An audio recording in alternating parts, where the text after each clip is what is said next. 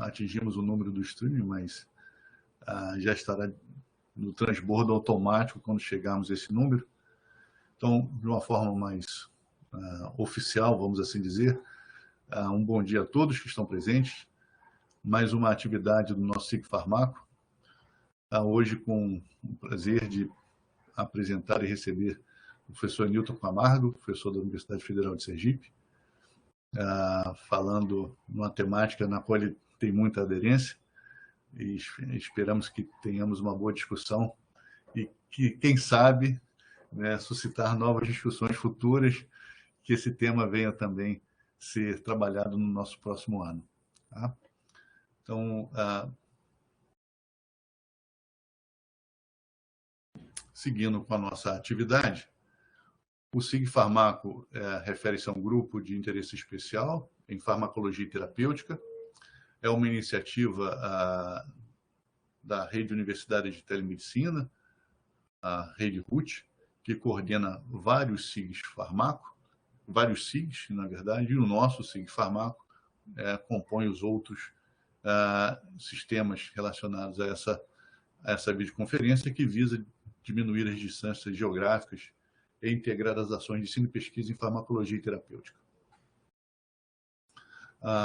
Atualmente, nós contamos com 54 instituições vinculadas ao SIG Farmaco. SIG Farmaco, que possui áreas físicas em vários hospitais universitários, mas também possui instituições vinculadas, participando por webconference. Então, cada pontinho desse aqui demonstra uma participação, um ponto focal que vem participando ativamente e se encontrando a cada mês nas nossas atividades que iniciaram em 2018. Aqui está o nosso endereço, www.sbeft.org.br/SIG-Farmaco, e qualquer dúvida, sugestões, críticas ou informações, basta enviar um e-mail para o sigfarmaco@gmail.com. Para a nossa atividade, nós solicitamos que os microfones fiquem fechados e que, a qualquer momento, dúvidas, perguntas, sugestões, críticas, já possam ser colocadas diretamente no chat. E esse chat vai ser acompanhado constantemente, para que a gente possa, no momento apropriado da discussão, trazer à tona esse ponto. É muito importante e faz parte da nossa rotina o registro de presença, então eu solicito a todos que acessem esse site, esse endereço, www.rut.rnp.br/presença, informem seu CPF, e-mail e cliquem em registrar presença. Aí será solicitado que você selecione, dentre vários SIGs, o SIG Farmacologia e Terapêutica, e insira a senha da sessão, que é 45639. A partir desse momento, então, você clica em enviar e a sua presença estará registrada e você receberá um e-mail confirmando essa presença. Essa presença é muito importante, que garante que nós tenhamos uma representatividade mensal e mostrando a aderência das nossas atividades ao longo do ano. Lembrando que essa presença pode ser feita de agora até as 23h59 do dia de hoje, né? Só pode ser feita hoje. Basicamente, a nossa estruturação da atividade tem esses momentos iniciais de boas-vindas, a apresentação do palestrante, logo em seguida abriremos para o debate e que, ao final, faremos o registro e os informes gerais das próximas atividades. Lembrando que hoje é a nossa atividade com o professor Newton. Importante ressaltar que no próximo mês nós não teremos o SIG Farmaco por conta do congresso virtual da SBEFT, da Sociedade Brasileira de Farmacologia e Terapêutica Experimental, na qual eu já convido a todos presentes para se inscreverem nas atividades, fazerem suas inscrições. Será um congresso totalmente virtual, com várias palestras de apresentadores nacionais e internacionais, sendo então o nosso retorno ao SIG Farmaco no dia 15 de dezembro. na qual antecipadamente eu já convido a todos que estão na sala a se fazerem presentes, para que neste dia a gente possa propor agendas, propor as atividades do ano de 2022. Então, nós já fazemos a última atividade do ano como sendo uma atividade de reflexão do ano corrente e prospecção das atividades do ano seguinte. Então, as temáticas que ocorreram esse ano, se vocês quiserem aprofundar o tema ou apresentar novos temas, que é sempre muito bem-vindo, eu solicito que vocês possam estar presentes nessa atividade do dia 15. E também nós enviaremos por e-mail, para os e-mails cadastrados, um formulário para sugestões, para que vocês possam indicar nomes e temáticas que poderão ser discutidas no nosso calendário de 2022. Então, fica aí a provocação e o convite a todos. Hoje, nós teremos o prazer de trabalhar na temática de prospectando substâncias naturais e sintéticas para aplicação biomédica, a ser proferida pelo professor Enilton Camargo, na qual eu tenho um prazer enorme de apresentá-lo, de fazer essa introdução. O professor Enilton, ele é doutor em farmacologia pela Universidade Estadual de Campinas, realizou seu pós-doutoramento na Universidade de São Paulo, fez estágio no exterior no Wolfram Center of Age-Related Disease, do King's College de Londres. Atualmente é professor associado no Departamento de Fisiologia da Universidade Federal de Sergipe, membro permanente dos programas de pós-graduação em Ciências Fisiológicas e de Ciências da Saúde, ambos da Universidade Federal de Sergipe. Já orientou inúmeros estudantes, 26 estudantes de iniciação científica, 11 dissertações de mestrado, 7 teses de doutorado, publicou mais de 70 artigos científicos em revistas de grande impacto internacional, capítulos de livros. E suas atividades de pesquisa estão focadas na utilização de produtos naturais ou compostos de derivados para o tratamento de condições inflamatórias e dolorosas, objetivando o entendimento farmacológico da ação desses produtos, e no entendimento do quadro inflamatório doloroso envolvido na pancreatite aguda e na colite experimental, buscando alternativas in vivo, ex vivo e in vitro para entender a fisiopatologia da inflamação e dor nesses quadros e as possíveis abordagens terapêuticas provenientes desse entendimento. Então, professor Enilton, um prazer enorme de recebê-lo aqui. A gente sabe que a agenda nesse ambiente, nesses últimos 24 meses corridos que nós estamos passando, a nossa agenda fica sempre muito assoberbada de afazeres institucionais e outros afazeres relacionados à nossa atividade acadêmico-científica, mas eu já agradeço muito, desde o começo, você teve essa disponibilidade e atendeu o nosso convite, já colocando esse espaço na sua agenda. Muito obrigado, em nome de toda a equipe do SIC Farmaco, professora Cristina, professor François, professora Roseli, o professor Paulo, de atender aqui, trazendo essa temática para a nossa discussão. Já agradeço também a presença de todos que estão presentes na sala, e aí eu passo a palavra para o senhor, professor. Muito obrigado. Meu caro Emiliano, eu sou quem agradece pelo convite e pela oportunidade de estar aqui conversando com vocês hoje sobre esse tema. Tá? Espero que todos me ouçam bem. Emiliano, eu vou te pedir só para liberar para que eu possa já está como apresentador. A minha tela. Eu acho que ainda não, Emiliano. Está travado para mim. Opa. Vê agora. Foi? E...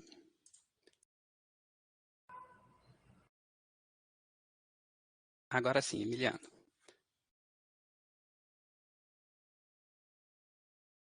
Um segundinho. A apresentação já está aqui no jeito. Espero que todos estejam vendo e me ouvindo bem. Nesse momento eu fico sem enxergar a sala, então qualquer problema vocês podem me avisar, por favor, certo? Então, mais uma vez eu quero agradecer ao professor Emiliano pelo convite, pela oportunidade de estar discutindo com vocês hoje esse tema, a toda a equipe que coordena o SIG Farmaco por essa bela oportunidade. Então, hoje nós vamos conversar um pouco sobre esse tema, que é prospectando substâncias naturais e sintéticas para a aplicação biomédica. O meu intuito aqui é gerar argumentos para que a gente possa ter uma boa discussão ao final da minha fala, certo? Então, gente, nós vivemos um momento para a ciência brasileira que é um momento bastante desafiador, né? Nós somos subvalorizados, de certa forma, pelas nossas políticas públicas, muitas vezes pela sociedade, e esse é um momento que a gente tenta se transformar, se ressignificar, né? E um momento que a gente continua trabalhando, estudando, ensinando, aprendendo, e, no meu ponto de vista, olhar para a história também é aprender, e é com essa abordagem que eu quero começar a minha fala. Olhando para exemplos históricos da farmacologia, por exemplo, na origem de alguns fármacos que estão disponíveis atualmente para o uso terapêutico. Todos nós conhecemos essa figura, essa planta, eu estou falando da Papaver soniferum, né? A papoula, conhecida antigamente como planta da alegria, planta a partir da qual foram obtidas substâncias como a morfina em 1806, né? O conhecimento da papoula vem de mais de 3.000 anos antes de Cristo, e apenas em 1806 é que foi isolada a morfina. Nas décadas subsequentes foi isolada a codeína, ambas são utilizadas até hoje como um efeito analgésico, e também a papaverina, que é utilizada hoje pelo seu efeito antiespasmódico, né? Então, aqui nós temos um exemplo de substâncias que foram retiradas de plantas medicinais, então são produtos naturais que têm utilidade terapêutica até hoje, apesar de causarem uma gama de efeitos, né? Uma variedade de efeitos, inclusive com grande potencial para o vício.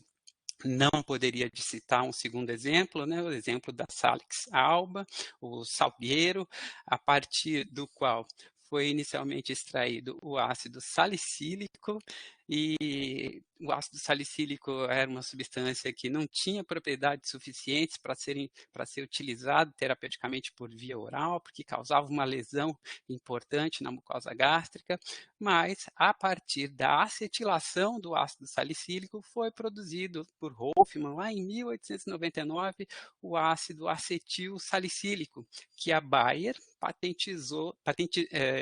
realizou a patente, né, com o nome de aspirina.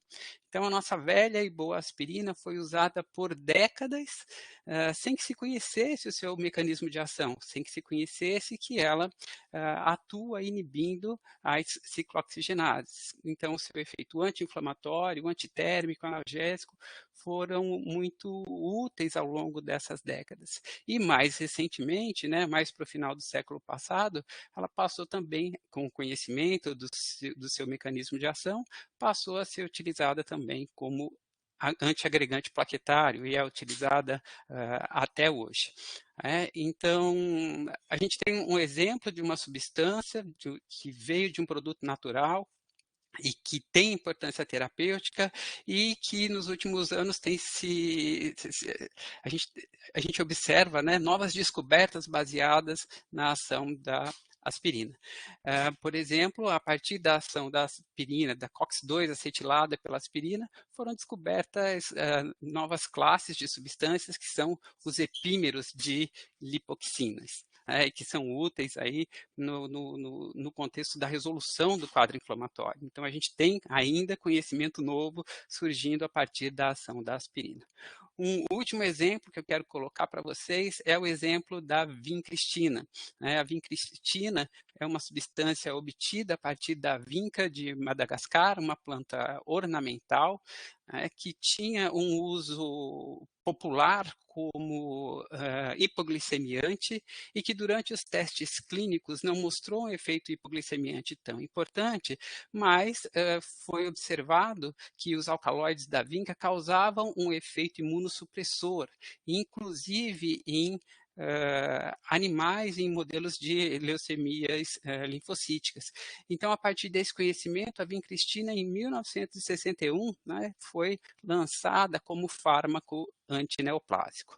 O que esses 3 exemplos têm em comum é que a gente tem o uso tradicional das plantas servindo como guia para que esses produtos naturais pudessem ser obtidos. E os produtos naturais até hoje não saíram de moda. A gente observa um número crescente ao longo dos últimos 40 anos, aproximadamente, de artigos na literatura, observando no PubMed. Por exemplo, em 2020, nós tivemos mais de 42 mil publicações envolvendo, né, a palavra-chave produtos naturais. Então, ainda há um interesse da comunidade científica nessa temática. Tá? Quando a gente para pensar um pouco na prospecção de substâncias que podem se tornar fármacos, né? A gente se vê obrigado a discutir um pouco das diferentes abordagens na descoberta e no desenvolvimento de fármacos.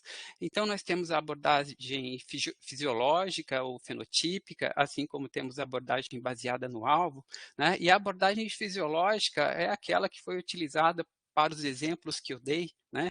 A gente não conhecia o alvo terapêutico, mas as substâncias foram descritas e utilizadas, apesar disso, baseado nos efeitos dessas substâncias em ensaios que eram relevantes para as doenças que se pretendia tratar. Já na abordagem baseada no alvo, também conhecida como farmacologia reversa, né? O alvo é determinado, é validado através de ferramentas como a genômica, a proteômica. Então, a gente conhece o alvo e, a partir desse conhecimento, a gente pode pensar em criar, desenhar a estrutura do fármaco para poder interagir com este alvo terapêutico. Isso gera uma grande capacidade de screening de substâncias, principalmente se associado à química combinatória, né? Então, essa seria a chamada farmacologia reversa. Agora, com o desenvolvimento da terapêutica, com o envelhecimento da população, novos desafios foram sendo criados, né? Nós temos novas doenças como o Alzheimer, por exemplo, que tem alvos múltiplos, né? E o fato de ter alvos múltiplos enfraquece, de certa forma, a abordagem baseada no alvo e a abordagem fisiológica ou fenotípica ressurge como ferramenta nesse contexto. Então, ainda hoje, o que eu quero dizer é que ainda hoje os produtos naturais são fonte importantes de substâncias que podem se tornar candidatos a fármacos. Todos nós conhecemos essa figura, né? Quando se fala de descoberta de fármacos, principalmente associado à química combinatória, geralmente a indústria farmacêutica começa de uma grande quantidade de compostos, dos quais poucos compostos avançam para os estudos pré-clínicos e um número menor ainda de compostos avança para os estudos clínicos, de forma que, para se obter um único fármaco aprovado para o uso clínico, a gente leva um grande tempo, né, entre 10 a 15 anos, mesmo na etapa final para aprovação, aí entre 6 meses e 2 anos, e a indústria farmacêutica investe uma grande quantidade de recursos.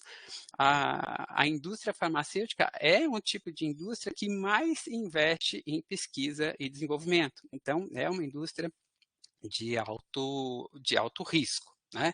Vamos focar um pouco nos estudos pré-clínicos, né? Nós temos diferentes tipos de estudos pré-clínicos que nós bem conhecemos, mas eu gostaria de ressaltar a importância, por exemplo, dos estudos in silico, né? Que são estudos baseados em modelos computacionais, como o docagem ou ancoragem molecular, como os modelos de ADMET, né, relacionado à farmacocinética, que a gente teria absorção, distribuição, metabolismo, excreção e toxicidade. E os estudos em sílico são extremamente importantes na busca por substâncias, na prospecção de substâncias, sejam elas naturais ou sintéticas, que possam avançar nos próximos estudos, que podem ser, por exemplo, estudos in vitro, que a gente bem conhece, onde a gente utiliza culturas de células, né, culturas primárias ou de linhagens, ou utiliza ensaios bioquímicos, e que são extremamente importantes também, principalmente por poder permitir a redução do número de animais que vai ser utilizado na experimentação nas próximas etapas. Além disso, nós temos os estudos ex vivo, geralmente realizados com tecidos isolados, como o pessoal da farmacologia cardiovascular utiliza bastante, né? Coração isolado, vaso isolado e vários outros tecidos isolados.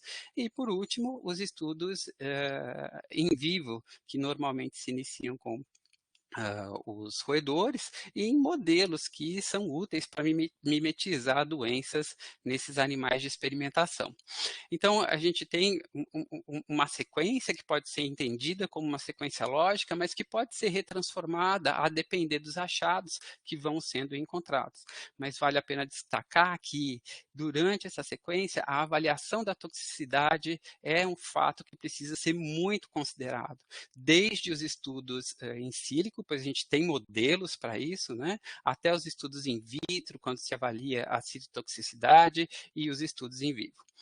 De toda feita, né, todos esses tipos de estudos são extremamente importantes e decisivos para que uma substância que foi prospectada, entendida como um candidato a fármaco, possa avançar nas próximas etapas, que são as etapas clínicas.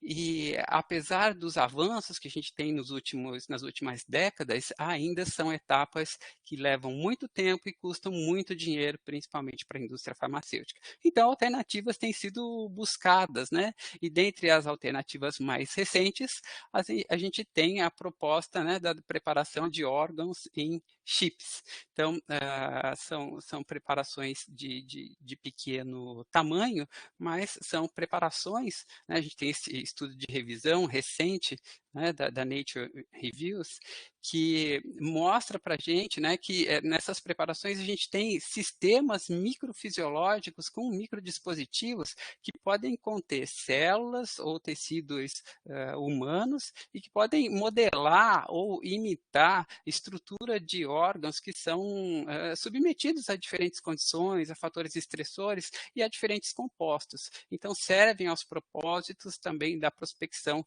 de substâncias, né? Neste exemplo, nós temos células que representam diferentes tecidos, como o tecido hepático, cardíaco, o tecido ósseo, e também o cérebro, né? Essas células são separadas de uma câmara onde circula um microfluido, inclusive contendo células do sistema imune, onde podem ser administradas substâncias, né? Então, elas são separadas por uma barreira endotelial. Tá? Então, é uma tecnologia que surgiu aí a partir de 2010, a partir de 2017, a indústria farmacêutica já começou a utilizar essa tecnologia. Ela ainda não chegou aqui em Sergipe, né? Mas, enfim, a gente tem que ficar de olho no que tem de mais recente. A despeito dessa tecnologia que é recente, muitas substâncias foram aprovadas para uso terapêutico nos últimos 40 anos. Né? A gente mostra para vocês aqui um resultado de um trabalho de revisão do Newman e Craig, publicado em 2020, onde eles fazem uma análise dos fármacos aprovados pelo FDA nos últimos 40 anos aproximadamente, né? Desde 1981 até setembro de 2019. Tá? Então, durante esse período, foram aprovados 1.881 preparações, né, fármacos, e destes apenas aproximadamente 4% eram produtos naturais inalterados, um percentual bem pequeno eram misturas, né, as chamadas botanical drugs, né, e aproximadamente 1%, mas é interessante notar que um quinhão importante dessas substâncias são derivados de produtos naturais. E mesmo quando se considera todas as substâncias que são substâncias sintéticas, né, nós observamos que muitas substâncias sintéticas são miméticos de produtos naturais, ou tem grupos farmacofóricos oriundos de produtos naturais, ou as duas coisas. Tá? Então, os produtos naturais continuam sendo inspiração para a busca de substâncias que têm potencial para aplicação biomédica. Tá? E a pergunta, então, é, com tantas substâncias assim, né, a gente ainda tem necessidade de mais fármacos? Bom, certamente a resposta para isso é sim, nós temos necessidade, né, de mais fármacos, porque, afinal de contas, muitas doenças não são tratadas adequadamente pelos fármacos que estão disponíveis atualmente. Nós temos cada vez mais doenças sendo descritas, né, nem como as doenças raras, temos aí em torno de 7 a 8 mil doenças raras descritas, para as quais muitas vezes não se tem o tratamento adequado. E mesmo para as doenças que a gente tem o tratamento adequado, muitas vezes o custo desse tratamento é bastante elevado. Nós temos como exemplo, né, essa substância que é produzida pela Novartis e é uma terapia gênica, né, utilizada para o tratamento da atrofia muscular espinhal. Em crianças deve ser aplicada uma dose até 6 meses de idade, cujo tratamento custa mais de 2 milhões de dólares. Então, frequentemente, nós observamos na mídia, né, a notícia de que as pessoas judicializaram e ganharam o direito de que o SUS pagasse por um tratamento como esse. Ou seja, é um tratamento caro que sobrecarrega sistemas de saúde como o nosso SUS. Tá? Mas tudo isso que a gente está discutindo até agora tem muito cara da indústria farmacêutica, né, principalmente no exterior. Mas e no Brasil? Né? Bom, no Brasil nós temos um bom exemplo, que é o exemplo do Acheflan.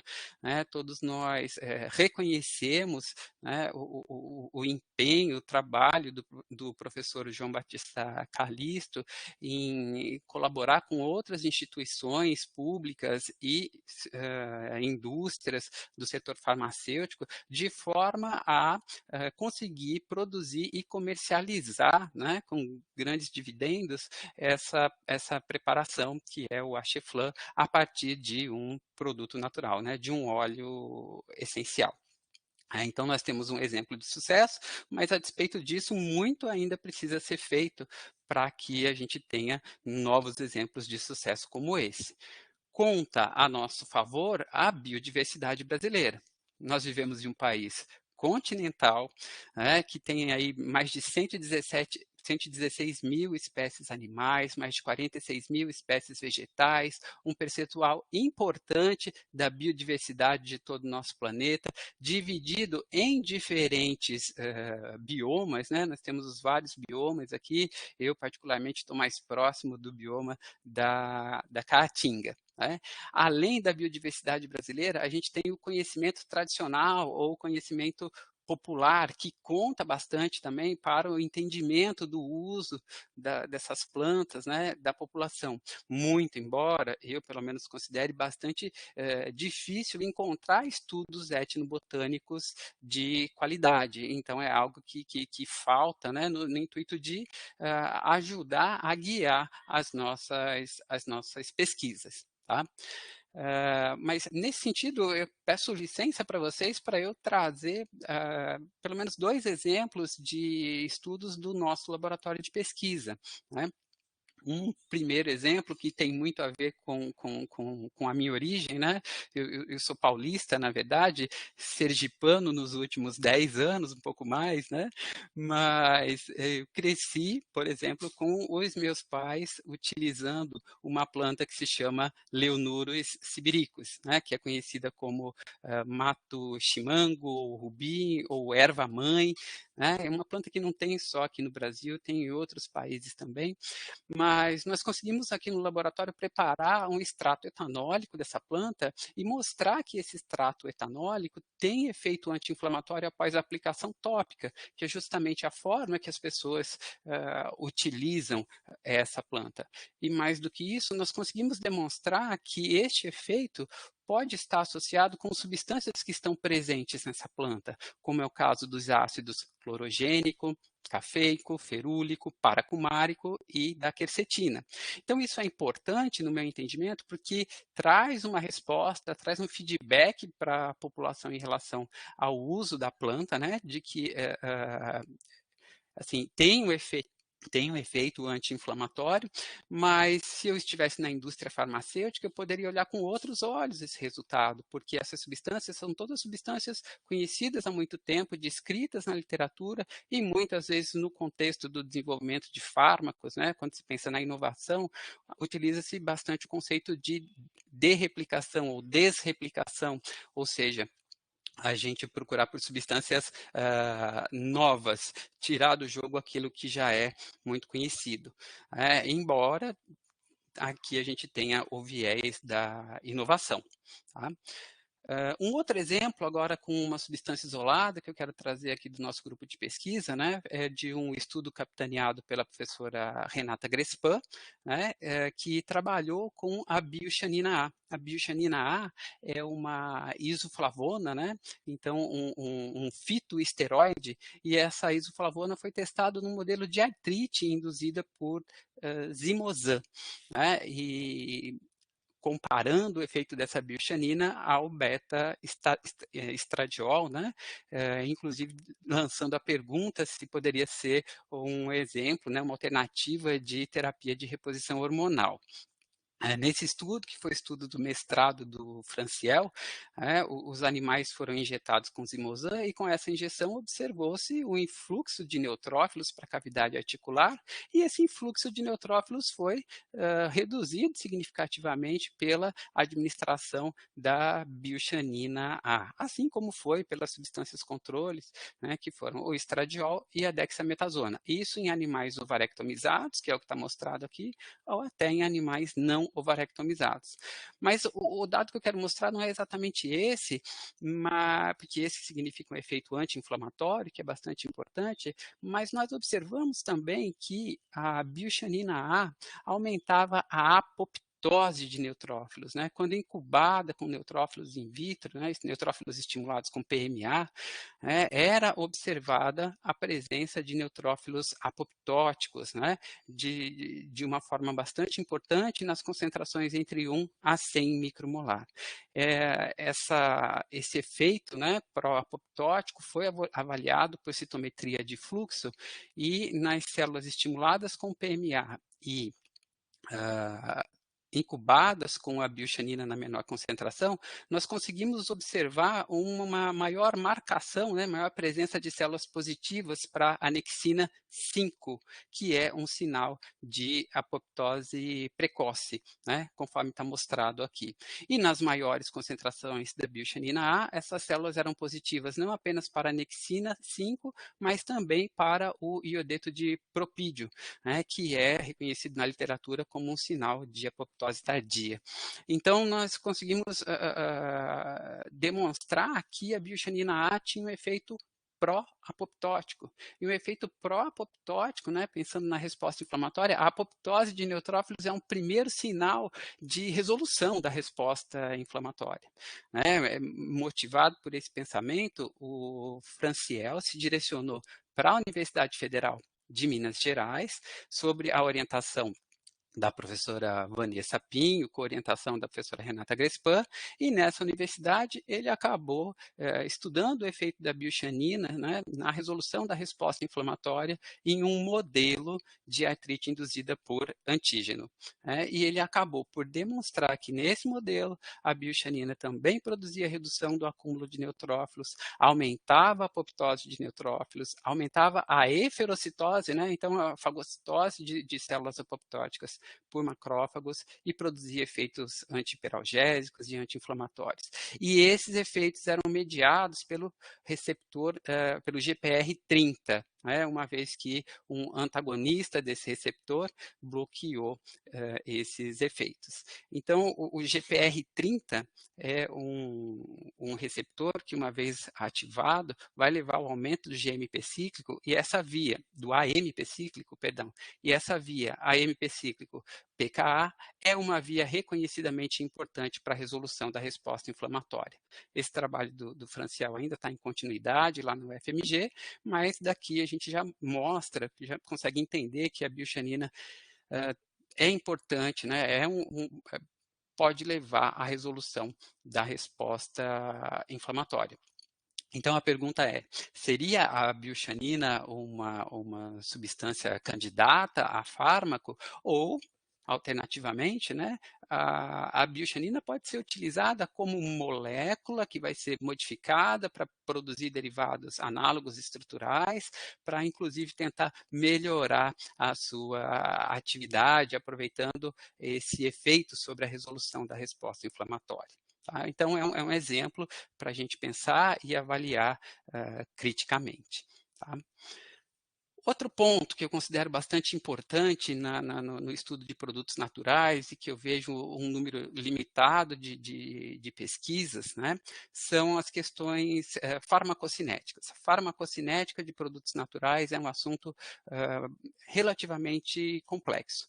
Para discutir isso com vocês, eu trago resultados que foram publicados aqui pela doutora Mona Abdeltawab, que é uma pesquisadora alemã e que fez considerações ou reflexões sobre a pesquisa com produtos naturais, pensando nessas questões farmacocinéticas. É um trabalho bastante interessante, atual, que eu recomendo.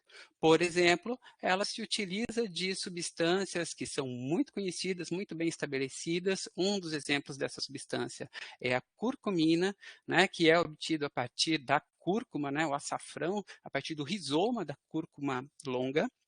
E ela traz dados da literatura em células, em linhagens de células, como linhagens de macrófagos, ou linhagens de células de carcinoma de cólon ou carcinoma de pulmão. Ela traz dados de IC50 in vitro, né, para COX-1, para COX-2, para 5-lipoxigenase, para uma sintase de prostaglandinas e para o NF-κB. Tá? Principalmente os dados para 5-lipoxigenase, para sintase de prostaglandinas, são dados interessantes porque mostram valores de IC50 menores. A questão é que quando a curcumina é administrada por via oral, nós observamos uma baixa biodisponibilidade oral, né, de forma que a curcumina é quase indetectada, não detectada na corrente sanguínea, tanto de seres humanos quanto de animais. O que pode ser detectado são metabólitos glicuronidados e sulfatados, mas mesmo assim em baixas concentrações sanguíneas. Visando resolver essa questão, né, a gente tem a tecnologia farmacêutica como aliada, né? Então foram desenvolvidas preparações de curcumina, como essa preparação comercial da Aquanova, que é a Nova Sol Curcumin, né? Que é uma preparação, uma microemulsão de curcumina que foi demonstrada como uma preparação que aumentou em 185 vezes a biodisponibilidade da curcumina. Então, são preparações como essa que permitiram que a curcumina fosse adiante nos estudos clínicos, né? Eu não quero explorar essa tabela com detalhes, não é esse o meu objetivo, mas nessa tabela mostrada no artigo, né, são levantados 10 estudos clínicos randomizados, né, com pacientes com osteoartrite de joelho, né, mais 16, osteoartrite primária, mais 16 estudos clínicos randomizados, com mais de 1.800 participantes, também com osteoartrite de joelho, e nesses estudos, diferentes preparações de curcumina mostraram efeitos benéficos, como a redução da dor nesses pacientes e a melhora da funcionalidade, sem apresentar tantos efeitos adversos comparados com os grupos tratados com outras substâncias, sozinhas ou concomitantemente. Né? De maneira semelhante, em pacientes com colite ulcerativa ou doença de Crohn, né, foram levantados 6 estudos clínicos randomizados com mais de 300 participantes, né, e diferentes preparações de curcumina também mostraram resultados promissores, né? Principalmente indicando redução dos sintomas clínicos da colite, que são condições bastante difíceis de tratar. Tá? Então, nós temos aqui um exemplo de uma substância que nós encontramos na literatura resultados importantes, né, sobre a sua eficácia clínica. Tá? Porém, tem muitas coisas que precisam ser consideradas ainda, e aí eu trago um último exemplo nessa temática, né, que é esse estudo no qual animais, são camundongos, foram tratados com 500 miligramas por quilo por via oral, né, de curcumina. E foi detectado nesses animais tanto a curcumina quanto o derivado glicuronidado da curcumina. Então, a gente pode observar a partir dos resultados que na corrente sanguínea havia uma baixa concentração de curcumina, né, comparado com a concentração do derivado glicuronidado, que era muitas vezes maior na corrente sanguínea. Em contrapartida, no tecido ósseo, não se encontrou praticamente concentração da curcumina glicuronidado, uma concentração muito baixa, ao passo que existiam concentrações mais elevadas da curcumina aglicona, né, na proporção de mais ou menos de 75% de curcumina aglicona, apesar de que no soro não foi detectada grandes concentrações de curcumina. Como explicar isso, uma vez que a gente considera que a concentração da substância na corrente sanguínea, é que vai permitir que essa substância chegue até um determinado tecido. Neste caso, os autores explicaram medindo a atividade de beta-glicuronidase, tanto na medula óssea quanto em células de linhagem tumoral, porque neste trabalho eles utilizaram células de câncer de mama que sofrem metástase para o tecido ósseo. Tá? Então, eles observaram que a atividade de beta-glicuronidase nas células da medula óssea era bastante elevada, o que não acontecia nas células tumorais. Então, a explicação que eles trouxeram no artigo é que essa alta atividade de beta-glicuronidase na medula óssea faz com que o derivado glicuronidado, seja quebrado de forma a se ter a curcumina aglicona acumulada no tecido ósseo. E isso é muito importante porque a curcumina, mas não o derivado glicuronidado, inibe vias de sinalização que têm a ver com um efeito tumoral nesse contexto. Tá? Então, esse trabalho lança para a gente a noção de que não basta olhar para a concentração plasmática, a gente tem que olhar para fatores que são importantes, como a questão da distribuição que está ocorrendo, neste caso, para o tecido ósseo. Isso tudo mostra que assim, a farmacocinética de produtos naturais, essas substâncias que a gente tenta realizar a prospecção, ela é complexa. Tá? Isso para uma substância isolada. Imagina se a gente estiver falando de um extrato ou da fração de um extrato que são misturas complexas. A gente sabe que tantos efeitos farmacodinâmicos podem ser alterados, por exemplo, é muito comum descrever efeitos sinérgicos para substâncias e misturas complexas, mas também a farmacocinética pode ser alterada, pois a farmacocinética de uma substância isolada não é a mesma para essa substância em misturas complexas. Então, para estudar esse tipo de farmacocinética, a gente precisa de ferramentas diferentes, e uma ferramenta que se destaca nesse contexto é a metabolômica. Tá? O meu objetivo não é dar uma aula sobre metabolômica aqui, mas apenas fazer comentários breves, mesmo porque o meu tempo já está se esvaindo, mas eu devo terminar logo. Tá? Então, a metabolômica é uma área bastante importante hoje em dia e nada mais é do que avaliar a presença dos metabólitos. Avaliar os metabólitos é o que a gente considera como sendo mais próximo do fenótipo de um organismo. A gente tem a genômica, a proteômica, mas a avaliação dos metabólitos é que nos dá uma noção melhor do fenótipo.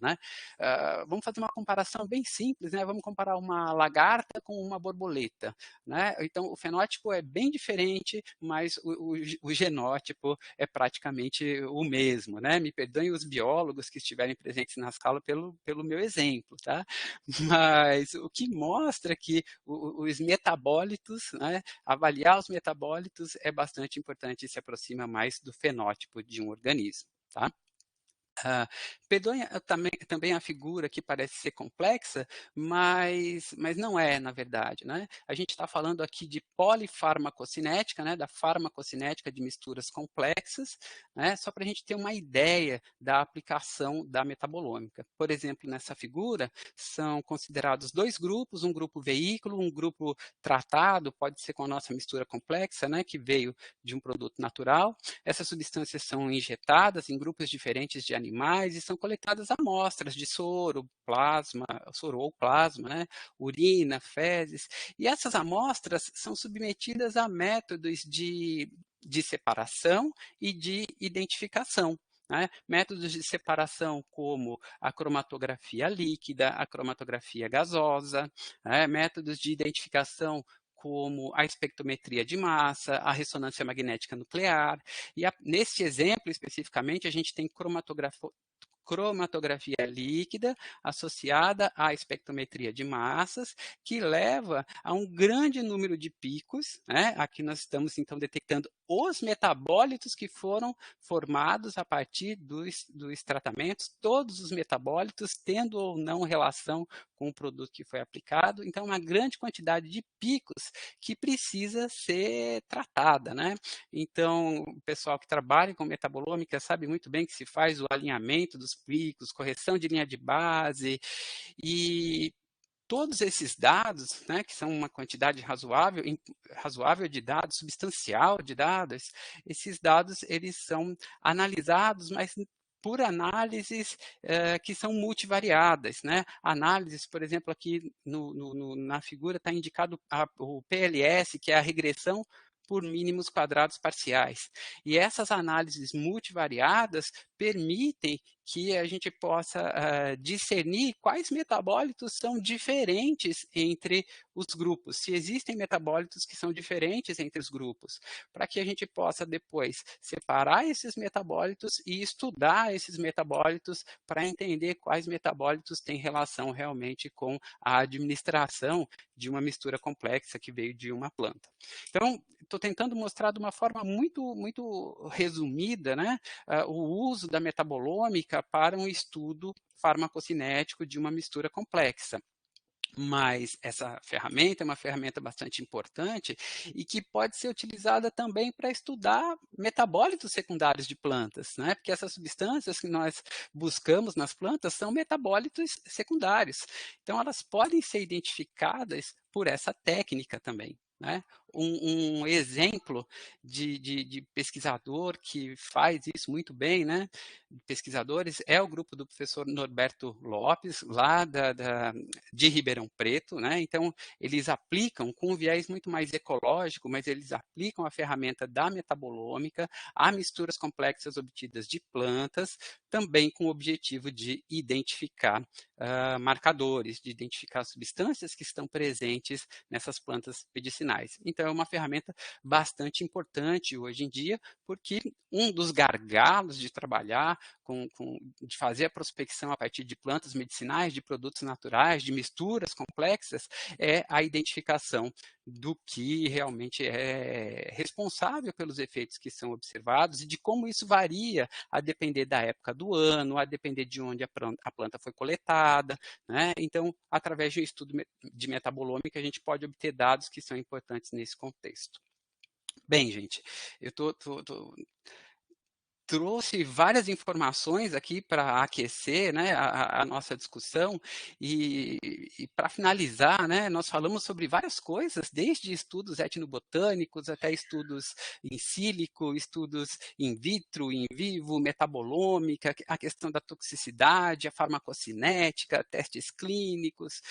Puxa vida, será que para fazer prospecção de substâncias naturais ou sintéticas, a gente precisa ser realmente esse povo que tem muitos braços e que faz tudo? Ou será que a gente precisa assim, de muitos braços, mas não necessariamente eles vêm do mesmo polvo, né? Porque nós, pesquisadores brasileiros, nos sentimos meio polvo, né? A gente tem que cuidar de questões administrativas, de questões laboratoriais e se manter atualizado. Então, são muitas vezes questões jurídicas caem nas nossas mãos também, né? Para a gente emitir parecer. Então, são questões assim, são muitas atividades para fazer. Nós já somos polvos, né?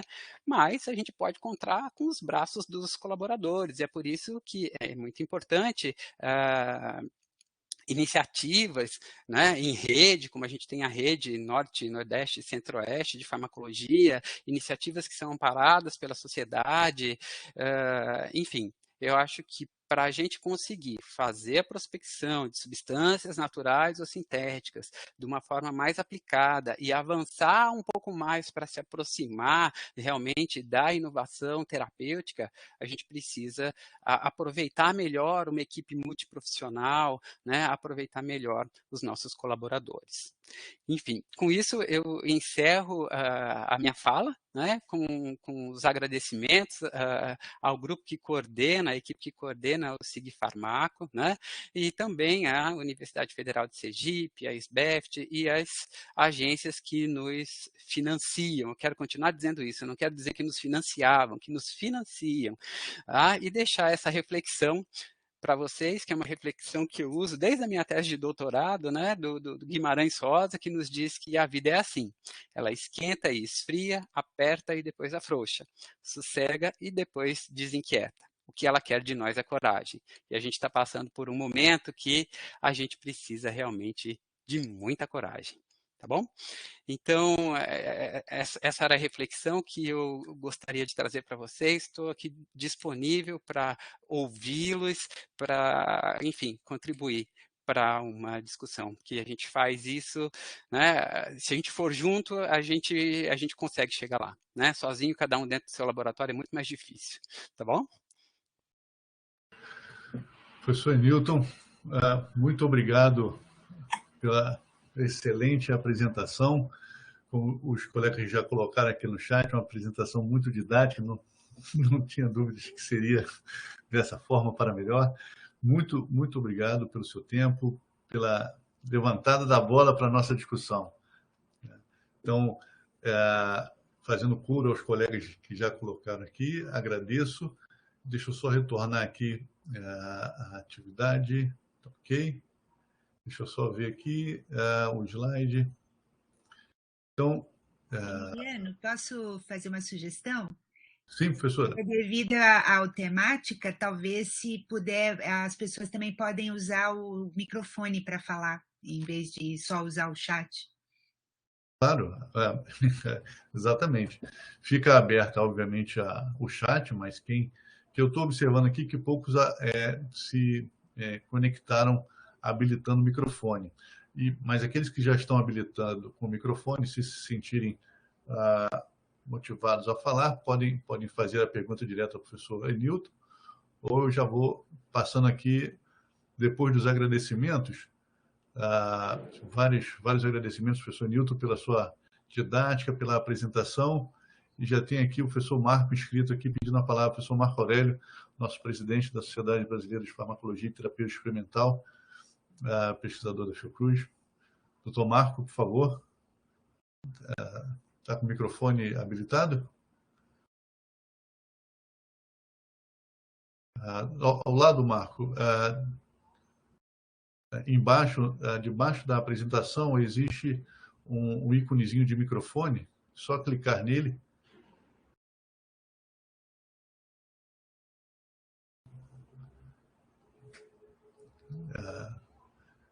Fica na tarja preta embaixo, logo imediatamente abaixo da apresentação.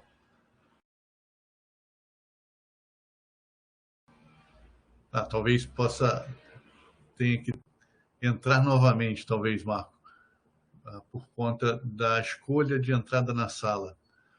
Quando acessou o link do SIG Farmaco, geralmente ele coloca a opção para entrar só como ouvinte ou entrar como microfone ligado.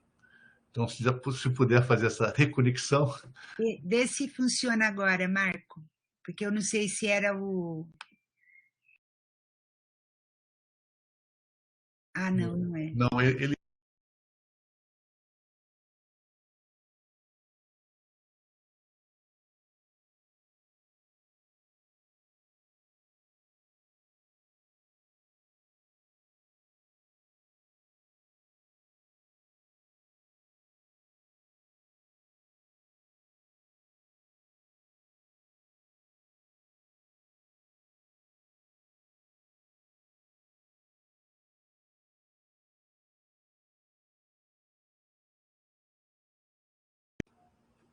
Professor Newton, deixa eu aproveitar aqui e fazer o levantamento de bola aqui, enquanto os colegas estão se esquentando.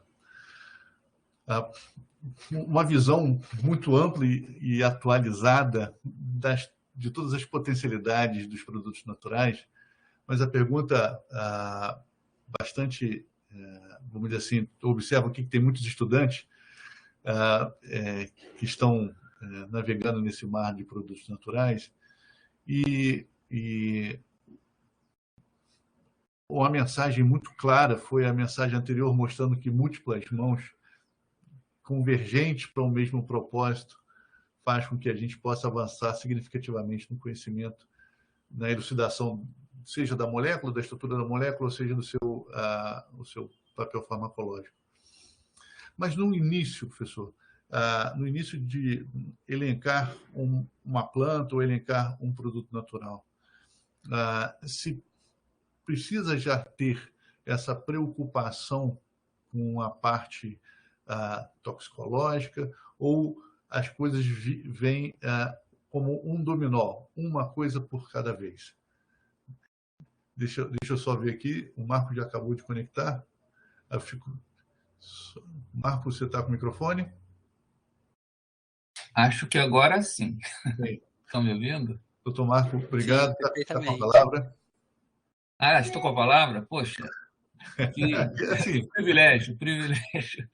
Não, na verdade, era para simplesmente agradecer aqui de viva voz essa apresentação belíssima do Enilton, né, nesse campo onde muita gente trabalha e tem feito coisas fantásticas, mas a visão que ele trouxe, mais do que do trabalho dele, que mostrou aí, bastante interessante, é uma visão bastante abrangente, realmente uma reflexão sobre esse campo que é tão sensível para a gente, né? Então, eu queria dar meus parabéns a você, Nilton, e também, sobretudo, eu escrevi, inclusive, para você na semana passada, não foi? Que eu tive a oportunidade de ler um artigo que você escreveu, eu acho que foi na universidade, né, em Sergipe, extremamente oportuno o artigo, né, mostrando, quer dizer, nesse momento difícil que a gente vive, né, como é importante a ciência, né, e a ciência brasileira já fez muitas contribuições, né, e ali você foi muito feliz buscando lá na origem, né, de toda a farmacologia, na origem da SBEFT, da farmacologia brasileira, da SBEFT e da pós-graduação no Brasil, né, nos trabalhos iniciais de Rocha Silva, depois de Sérgio Ferreira, mostrando a importância que é, né, você apoiar e prestigiar o trabalho científico, né? Então, por causa disso, eu gostaria de dar os parabéns a você agora de viva voz aqui, viu? E gostei demais da sua apresentação aqui hoje. E essa questão da farmacocinética também é muito interessante, né?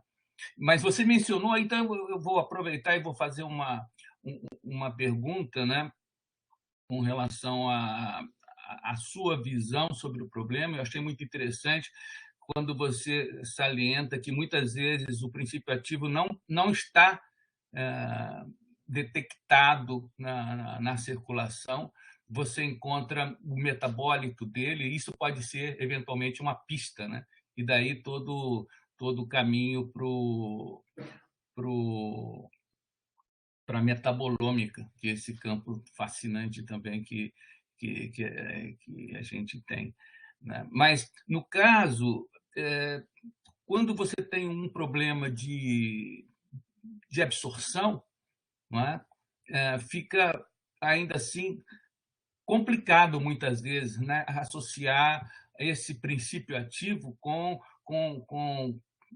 o efeito que a gente observa no final das contas, né? Mas é preciso realmente ter uma boa ideia do contexto, da farmacodinâmica e da farmacocinética, né? Para ter, muitas vezes, você não está vendo lá o cara, né? O princípio ativo intacto, mas vê o sinal dele, o metabólito, pode não ser o metabólito, inclusive, pode ser que ele já tenha se acumulado lá no tecido-alvo, né? Eu queria ouvir de você se é essa mesma interpretação que você dá. Sim, professor Marco Aurélio, muito obrigado pelas suas palavras. Eu fiquei bastante feliz com a sua mensagem, antes, agora. A gente vive um momento bastante complexo, né, para a nossa ciência, e nós, como pesquisadores, precisamos urgentemente interagir mais com a sociedade das diferentes formas, e eu faço essa reflexão, embora reconheça que precise interagir ainda mais com a sociedade, aproveitando não só mídias sociais, mas oportunidades presenciais que eu espero que a partir dos próximos meses a gente possa voltar a criar, né? E sim, o artigo que foi publicado é num jornal aqui de Aracaju, é uma coluna que o nosso programa de pós-graduação em Ciências da Saúde mantém semanalmente, né?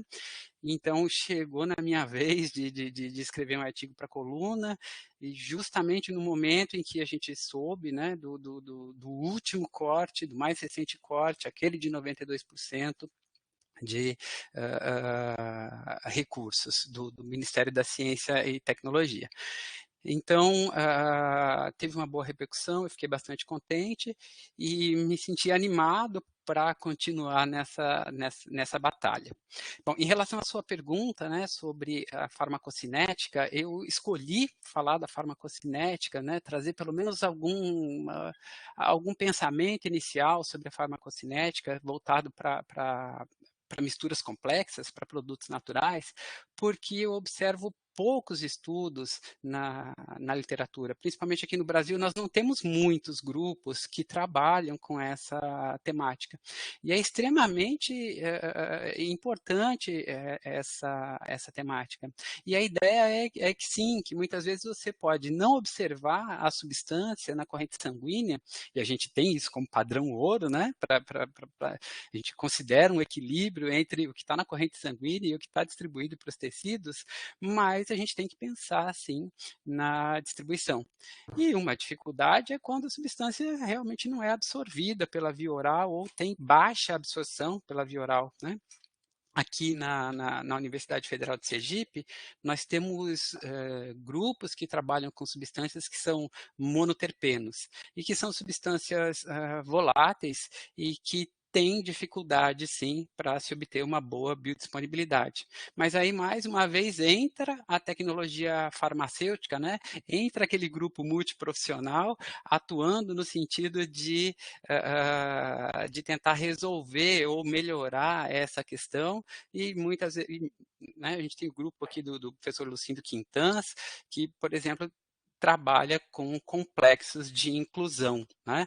Produzindo complexos de inclusão desses monoterpenos com ciclodestrina, o que carece de estudos farmacocinéticos que mostrem isso de forma mais abrangente, mas parece melhorar a biodisponibilidade, então as questões farmacocinéticas e o efeito dessas substâncias também, né? A gente consegue efeito com doses menores do composto no complexo de inclusão.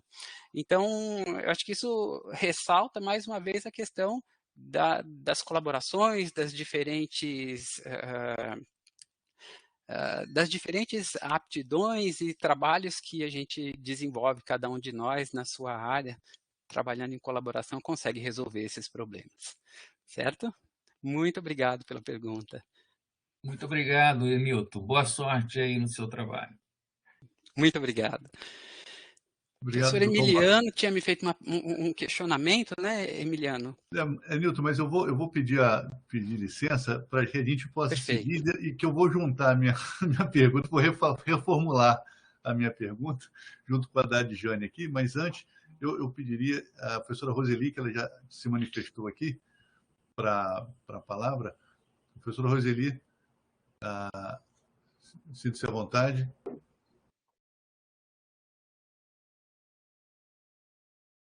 O microfone, professora.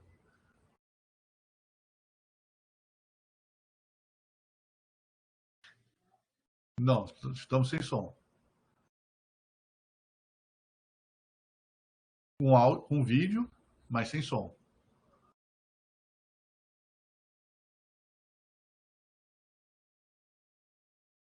Ainda não.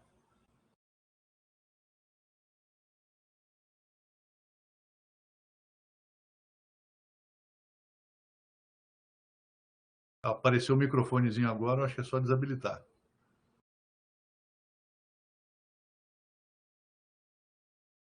Não. Tá certo. Então, deixa eu aproveitar aqui. A Adjane tinha colocado uma pergunta.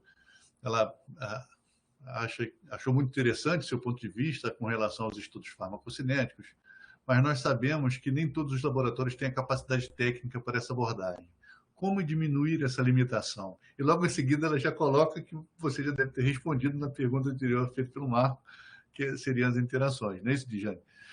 Mas, ao mesmo tempo que tem essa observação, eu juntaria a essa provocação da professora Diane a visão dos alunos, para os alunos, a mensagem para os alunos. Né? Nós temos aqui muitos pós-graduandos, eu estou observando aqui na sala, pós-graduandos, então, interessados nessa temática. E, na sua experiência, professor Nilton, a mensagem que passaria para esses pós-graduandos perante as necessidades dos vários tentáculos e das várias mãos que nós temos que dar para avançar nos produtos naturais. Né? Quem está lá desenvolvendo sua dissertação, desenvolvendo sua tese, almejando uma carreira acadêmica nesta temática de farmacologia, de produtos naturais, qual seria os passos, ou qual seria a etapa para vencer essas limitações, usando as palavras da professora Diane? Professora Diane, peço desculpa para aproveitar o barco aqui. Muito bem, Emiliano. Obrigado, professora Dijane, pela pergunta, né? Essas questões são muito pertinentes. Eu acho que a resposta para isso realmente são as colaborações, principalmente para nós que temos dificuldade de obter financiamento, né, para conduzir as nossas pesquisas científicas. Né? Nós não temos muitos grupos que trabalham, por exemplo, com metabolômica, mas não necessariamente precisa ser metabolômica, né? Mas no Brasil, mas eu acho que a colaboração é realmente a solução. Eu trouxe um exemplo bem recente para vocês, né, do órgão e um chip. E se você vai ler a história do desenvolvimento dessa tecnologia, você observa um trabalho feito em colaboração. Então, a maior parte dos achados atualmente na literatura, quando você vai avaliar a história daquele achado, você observa um grupo multiprofissional. Você observa pessoas que estão trabalhando para uma finalidade em comum. Então, não dá para a gente fazer as coisas sozinho. A despeito disso, né, alguns de nós temos dificuldade, né, Emiliano, em colaborar. Alguns grupos encontram dificuldade em colaborar por razões que muitas vezes fogem simplesmente da vontade do pesquisador. Então, como o Emiliano tocou, né, no assunto dos estudantes, né, dos profissionais que estão aí em formação, eu costumo dizer para para os meus alunos do laboratório e os alunos com quem eu interajo nas disciplinas, principalmente na pós-graduação, né? Alguns deles estão aqui, podem confirmar ou me desmentir, né? Se eu estiver contando uma mentira, mas eu costumo dizer que eu acredito neles, eu acredito na próxima geração de pesquisadores que pode vencer muitas barreiras, e às vezes são barreiras pessoais que nós encontramos em colaborar com outros grupos de pesquisa, né? Então, muitas vezes, pela forma que a gente foi formado, a gente muitas vezes encontra algumas barreiras. Então, eu acho que as pessoas mais jovens têm que investir, têm que acompanhar a literatura, conhecer os grupos que estão desenvolvendo pesquisas, né, nas fronteiras do conhecimento na sua área. Se eu tenho intenção, se eu entendo, por exemplo, que a metabolômica é uma ferramenta importante, então quais são os grupos que estão estudando esse assunto no Brasil? Quais são os grupos que têm esses equipamentos, né, que têm um HPLC, um espectro de massas, uma ressonância magnética nuclear e que podem contribuir nesse sentido? Porque eu, professor Newton, no meu laboratório, não vou conseguir tão cedo ter esses equipamentos e não trabalhei com essas técnicas, não tenho essa expertise aprimorada aí ao longo dos anos, né, para fazer um trabalho de qualidade com essas técnicas. Teria que parar e aprender, né, como utilizar essas técnicas. Algo que muitas vezes é pouco provável que aconteça, porque a gente está tão envolvido nas atividades administrativas, nas diferentes atividades que a gente desempenha. Então, eu digo que a esperança são as novas gerações realmente de pesquisadores. Então, eu acho que o primeiro passo é acompanhar a literatura, é acompanhar a pesquisa que é feita no Brasil, fora do Brasil, voltado para aquela temática que lhe é de interesse, Emiliano. Bom, muito obrigado, professor Newton. Fica a dica aí para os pós-graduandos, né? Que o mundo hoje é uma realidade bem diferente do que se tinha alguns anos atrás, alguns poucos anos atrás, né? Eu acho que, sem sombra de dúvidas, essas dicas são importantes. Seguindo aqui as manifestações, a professora Darise, da Federal da Bahia, gostaria de fazer uma pergunta. Logo em seguida, o professor José Wilson, do Amazonas. Professora Darise, está com o microfone. Certo. Veja se vocês me escutam. Sim, obrigado. Perfeitamente, Darise. Obrigada, então, por estar me escutando. Está tudo certo aqui, então, no sistema.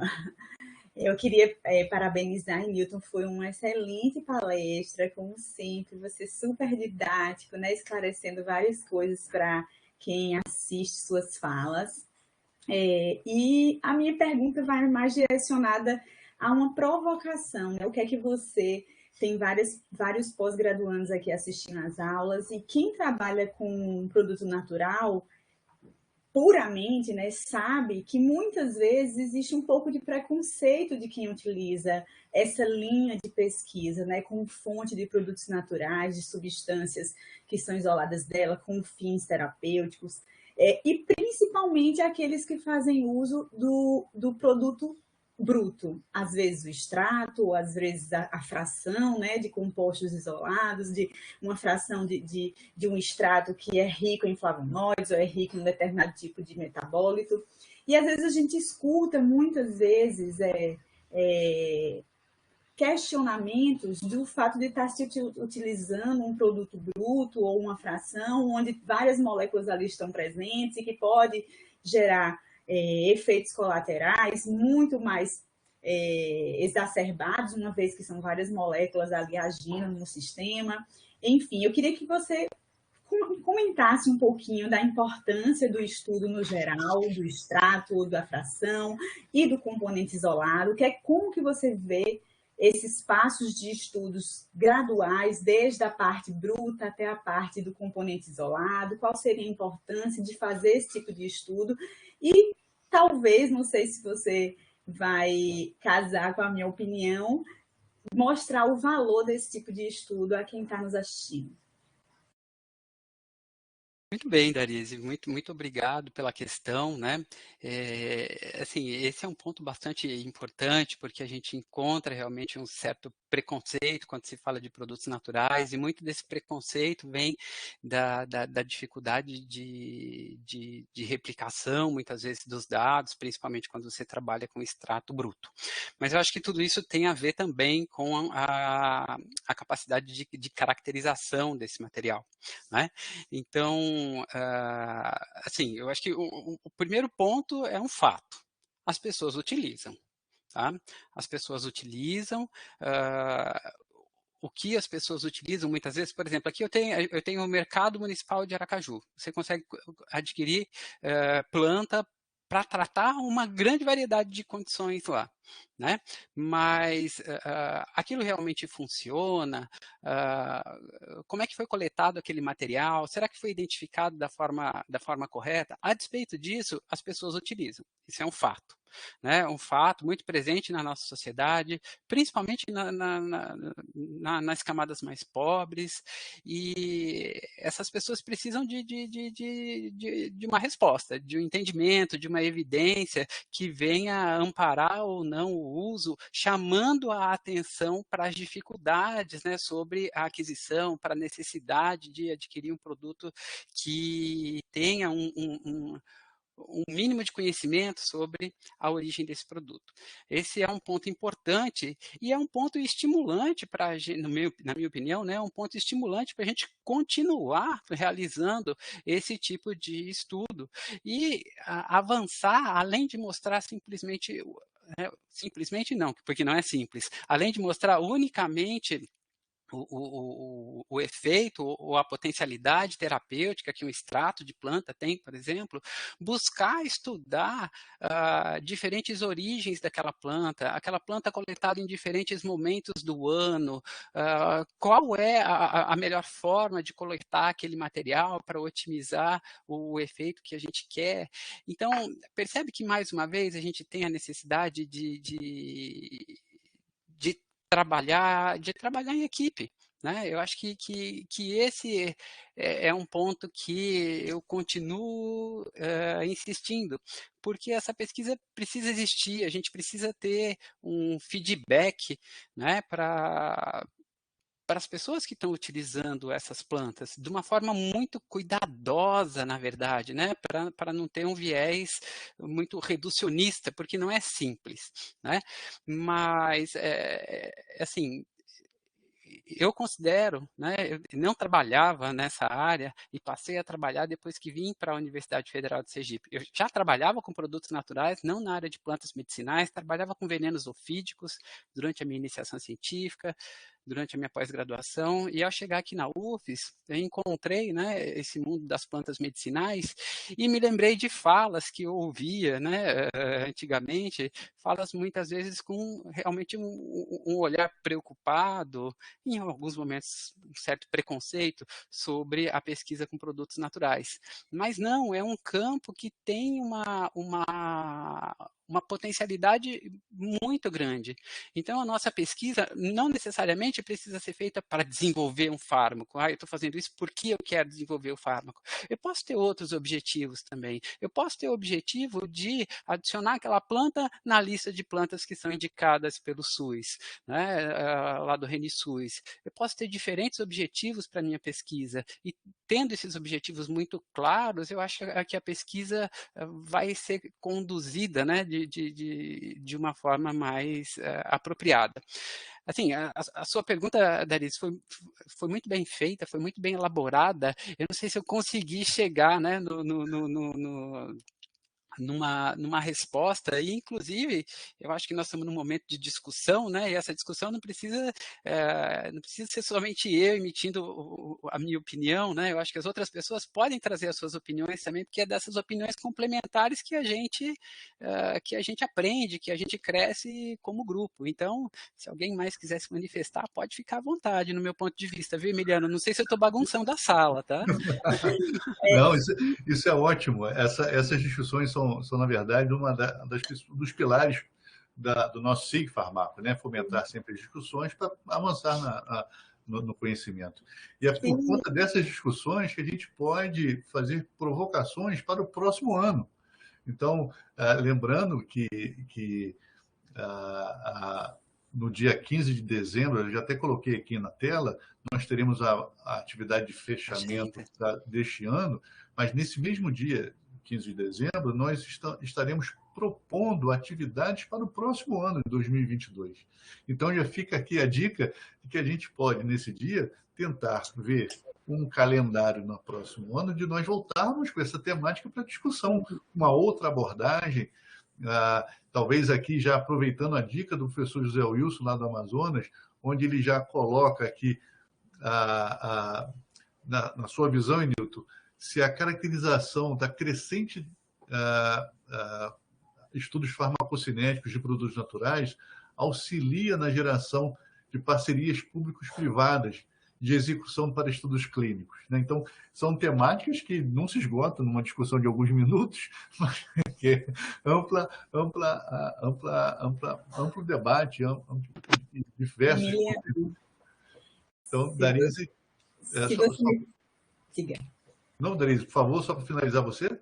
Sim, se você me permitir só um comentáriozinho no meu questionamento com o Enilton, de complementação, é isso mesmo, Enilton, que você estava falando, mas só para dar um exemplo a quem não está assistindo, por exemplo, eu posso ter um isolamento de uma fração de produtos naturais e ali eu tenho um componente, eu trabalho com hipertensão, ali eu tenho um componente vasodilatador, eu tenho ali um componente anti-inflamatório, eu tenho um componente que é imunomodulador, e se isso favorecer, por exemplo, a redução de citocinas inflamatórias, causar dilatação vascular, isso já pode ser um indicativo de um conjunto de componentes, né, de substâncias que possam ser promissoras para a terapia antihipertensiva, e não tendo um alvo só, uma molécula só, que muitas vezes o direcionamento dos estudos de produtos naturais são voltados a eu quero uma molécula, quero saber o receptor e ponto final. E não necessariamente isso vai acontecer da melhor forma. Às vezes você tem um efeito com a fração que é interessantíssimo e quando você separa os componentes e estuda isoladamente, a gente vê que o efeito foi embora. Ou perdeu muito a potencialidade daquela molécula, daquela ação, quando fez a separação. Então, apenas para complementar, né, o que Nilton falou, que os estudos com produtos naturais, eles não são tão simples, eles são muito mais amplos do que a gente imagina, e às vezes pensar numa associação de moléculas que possam ter um fim melhor, né, para uma determinada doença, para o tratamento de uma determinada doença, possa ser muito mais promissora do que apenas o ensaio molecular isolado. É isso, obrigada, viu? Desculpa por atrapalhar. Que isso, Darise, não Perfeita a sua fala. A ideia é sempre a discussão. Me permita só um comentário, Emiliano, né? Nós Claro. falamos sobre as doenças que têm vários alvos, né? Que são multi-alvos. Então, para uma doença que tem multi-alvos, não necessariamente eu consigo tratar com uma substância apenas. Então, muitas vezes, os diferentes efeitos das substâncias que compõem um fitoterápico, por exemplo, acabam sendo beneficiais, seja de forma sinérgica ou de outra forma. Então, é excelente a sua fala, Darise, perfeita. Obrigado, professor Nilton. Então, voltando aqui, o professor José Wilson, do Amazonas. Professor, o senhor está com o microfone? Você quer fazer uso da palavra? Oi, Emiliano. Claro. Primeiro, agradecer aqui o espaço, parabenizar o Nilton, né? A sua apresentação foi bastante gigante e, principalmente na sua primeira parte, você comentou aí os trabalhos pioneiros do professor Calixto, né? E eu fiquei bastante instigado com o que você disse também e que a gente observa em relação ao uso popular, né? Que aparentemente a gente não tem feito bem o nosso dever de casa, né? Quer dizer, eu posso ter uma parceria que vem da indústria em direção à academia ou ao centro de pesquisa, mas eu também poderia fazer o meu dever de casa no sentido oposto. E aí é essa a minha pergunta para você, né? Será que esse dever de casa, a gente fazer uma caracterização melhor da farmacocinética, não só demonstrando a farmacodinâmica, os efeitos in vitro e in vivo, né, em modelos animais, será que a gente está favorecendo, de fato, essas parcerias público-privadas e a gente está conseguindo implementar, por exemplo, estudos clínicos com esses fármacos, né? Ou a gente está parando em algum gargalo? Eu queria que você comentasse um pouco sobre isso. Era a minha questão. Um abraço para você. Obrigado, viu, pela apresentação. Ô, José Wilson, eu é que agradeço, né, pela sua fala. E eu acho que, assim, a sua pergunta é extremamente pertinente, né? E eu acho que a melhor forma de respondê-la é com exemplo, né? Eu tive a oportunidade de ouvir algumas vezes o professor Calixto falando do desenvolvimento do Acheflan, né? E ler alguns textos sobre isso. E uma das coisas que parecem ser características é que, assim, o trabalho todo deslanchou realmente quando a partir do momento que conseguiu-se identificar o alfa-humuleno como sendo a principal substância ativa presente, né? Então, a identificação de substâncias que sejam responsáveis pelos efeitos, a sua caracterização farmacocinética, o entendimento de como isso varia em diferentes condições, né, da planta coletada em diferentes condições. Eu acho que são pontos muito importantes e que podem, sim, fortalecer parcerias público-privadas, né? Então, não basta simplesmente a gente publicar o nosso artigo, né? Porque publicar artigo a gente faz isso muito bem, tá? Não basta simplesmente nós publicarmos o artigo, mas a gente precisa atuar de diferentes formas, mostrar a qualidade do que a gente faz, porque isso pode ser decisivo para essa parceria. E de uma forma correta, de uma forma com prazo, porque a indústria farmacêutica considera muito prazo, né? De uma forma bem incisiva, que às vezes é incompatível com o nosso modo de financiamento, com os atrasos que a gente tem, né, para receber o recurso, com as dificuldades dentro da universidade, mas enfim. Eu acho que a sua reflexão é uma reflexão bastante importante, né? A sua pergunta faz todo sentido.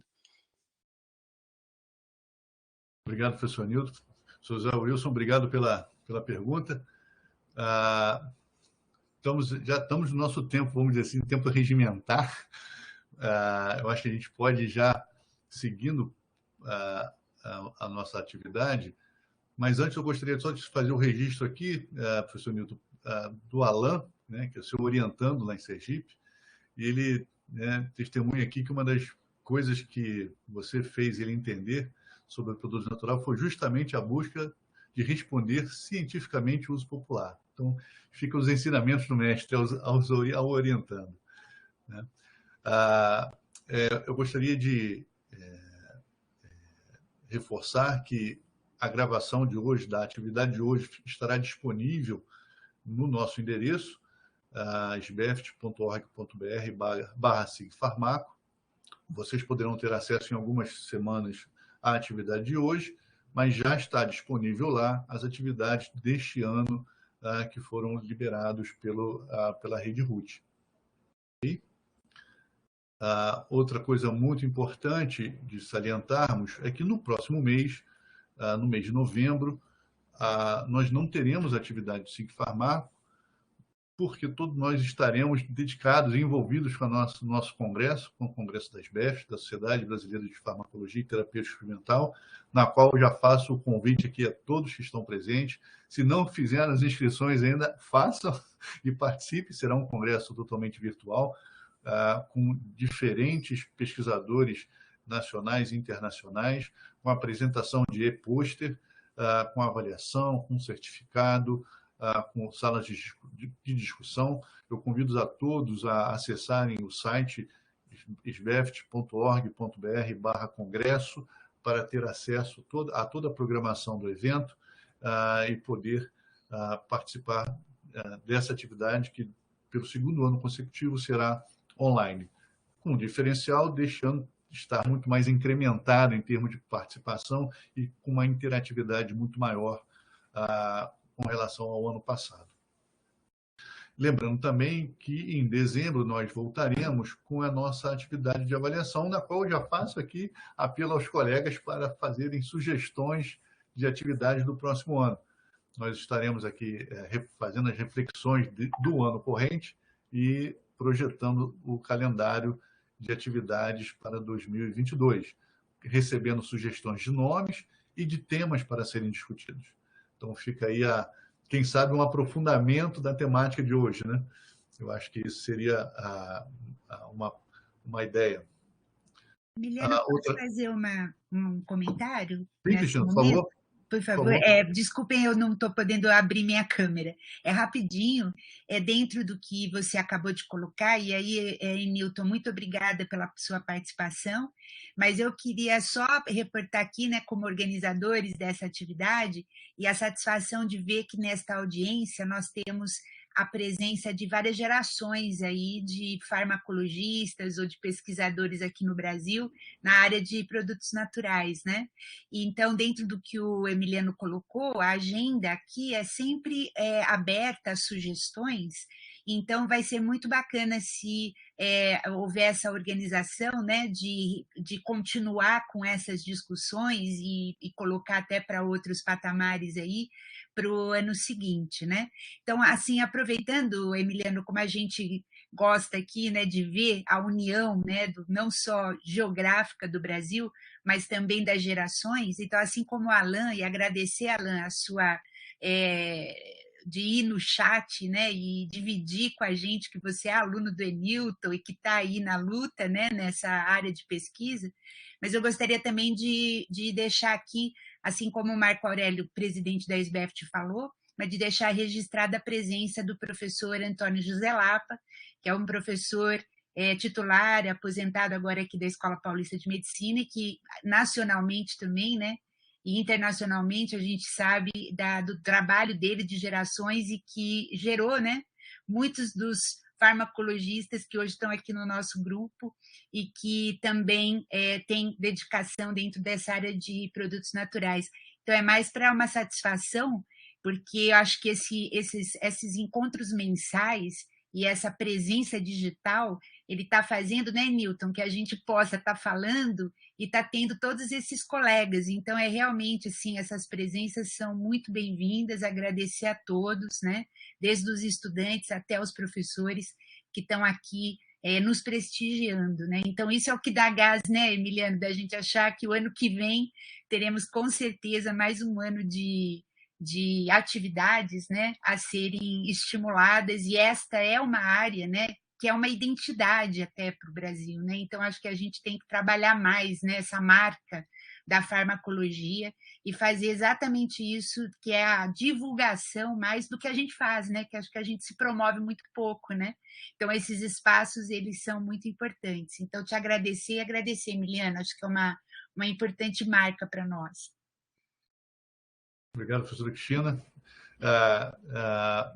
Então, ficam os agradecimentos a todos os presentes que participaram da atividade de hoje. Lembrando que é muito importante para o SIG Farmaco o registro da presença, é um registro individual, vocês podem fazer isso facilmente pelo smartphone ou pelo computador, bastando acessar esse endereço, rut.rnp.br/presenca, sem o cedilha. Aqui vocês informem os dados pessoais, CPF, e-mail, e cliquem em registrar presença, escolhendo o SIG Farmacologia e Terapêutica. Será solicitado a inserção da senha, e a senha da atividade de hoje é 45639. Bastando inserir essa senha, será automaticamente enviado o e-mail para o e-mail cadastrado, confirmando a presença de vocês. Isso é muito importante para o SIG Farmaco, nos registros da nossa audiência perante a Rede RUT, que vem garantindo esse espaço para que nós possamos discutir farmacologia e terapêutica nas mais variadas temáticas, e como a professora Cristina comentou, espalhados pelo país, né, disseminados pelo país, e quem sabe, ano que vem, vencendo as fronteiras do país, quem sabe conseguindo audiências internacionais, caminhando para essa internacionalização, que também é muito importante, inclusive para discutirmos produto natural numa temática mundial, uma vez que o Brasil é essa referência em biodiversidade e de fornecimento de produtos. Então, eu acho que, seguindo o nosso cronograma, conseguimos fechar dentro do período regimentar a nossa atividade, agradecendo fortemente a todos os que estão presentes e vêm participando este ano, agradecendo em particular ao professor Enilton pela disponibilidade, por compartilhar conosco o seu conhecimento, essas atualizações e toda essa discussão, e todos aqueles que estão presentes. Então, se ninguém mais tem a acrescentar, eu vou finalizar a gravação, só encerrando a gravação.